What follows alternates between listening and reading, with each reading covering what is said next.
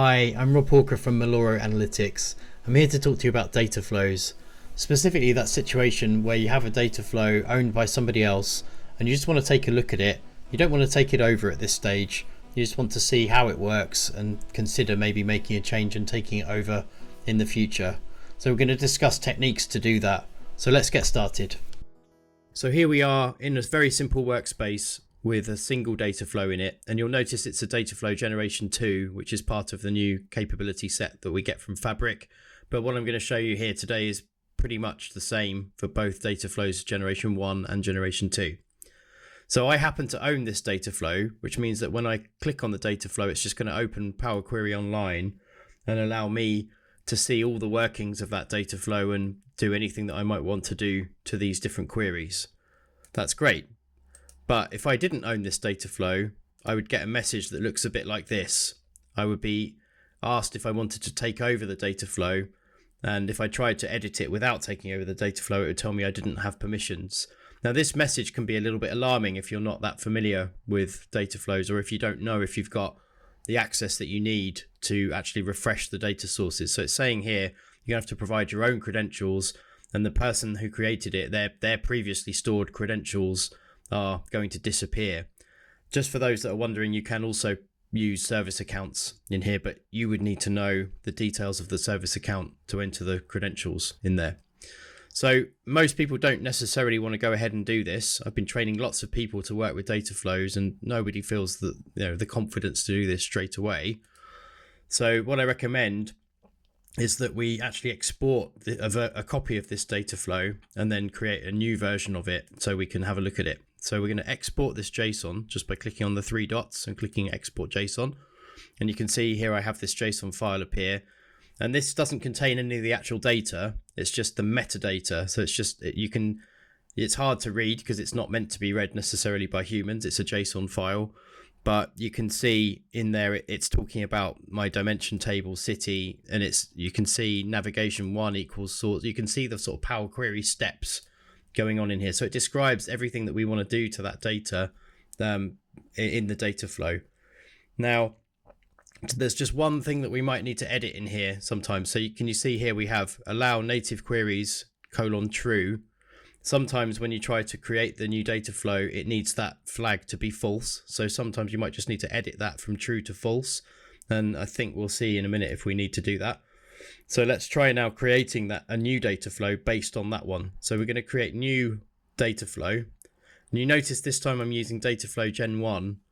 So when you create a Gen 2 data flow, you actually can't import the JSON. It has to be imported to a Generation 1. So this is actually going to be converting our data flow effectively from Gen 2 back to Gen 1. But later on, I'll show you how to get it back to Gen 2 again. So now we're going to click on Import Model.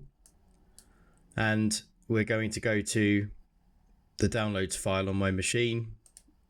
And we've got our JSON file there. And I'm going to click Open. And as I expected, it's saying allow native queries is set to true. And it doesn't let you import the data flow unless you've changed that. So this is rather clunky, but we're going to have to go into that data flow JSON template again. We're going to find that allow native queries true. I'm going to replace that with false, and then hit Control and S to save. And then we're going to go back and try the same thing again, import model, demo data flow with our amended version. And this time we should have some success. Now, sometimes I run into a bug here from Microsoft where it doesn't seem to register that I've done that. Of having done it twice, the second time it doesn't seem to register it. So often you have to go back here, start again. Anyone from Microsoft watching, I should probably log this bug, shouldn't I? Import model, demo data flow, open. And you can see this time it is working. It's just taking a few seconds. It's saying, hey, you've done it.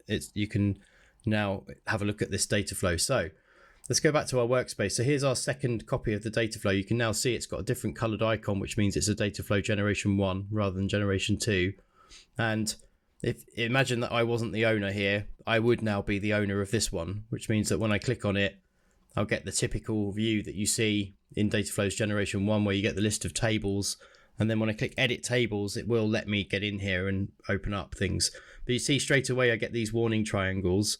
And that's just because In this case, my credentials aren't in there and I've not selected the gateway that I wanted to work with and things like that. So I won't worry about that just now, but you would usually get an edit credentials button in here and enter your own organizational account or way of connecting to the data source. And then hopefully this will all clear up if you've got all the access that you need. But for now, what I want to show you is how to convert this now back to a Dataflow Generation 2 if you wanted to. So for that, you would just click on Export Template. So now we're exporting what's called a Power Query template. So we're going to call this Dataflow example and click OK. And now we've got a PQT file has downloaded. So just like the JSON, it's just the metadata of the Power Query work that we've got in here. So PQT, and if I open this file, let's have a quick look at it. I don't know if it's readable in Notepad actually. Let's have a look. No, not readable in Notepad. So it's a different kind of format that we can't easily look at and edit. But this is the way that we can create new Dataflow Generation 2. So we have to go New, More Options. Now we've got Dataflow Gen 2 down here. And it doesn't let me choose a JSON. As you can see, there's no button there saying import, apart from you've got from text and CSV file, but that's data rather than metadata. So the only way to actually import it, as far as I know, is to click on Power Query template, and there's my PQT file, click open, and this time we're going to get exactly the same, but it's now a Dataflow Generation 2, as you can see, because I've got down here this data destination, which means I could write it into my lakehouse if I wanted to. The other person's data flow, so we can now confidently go and take over that one and do whatever we need to do to it, make any changes that we need to make. So I hope you found that useful. This is one of my first videos, as you can see from the emptiness of my YouTube channel, so I would really appreciate any likes and subscribes so that I can start to get my content out there a little bit more. So thanks very much for listening, and see you on the next one.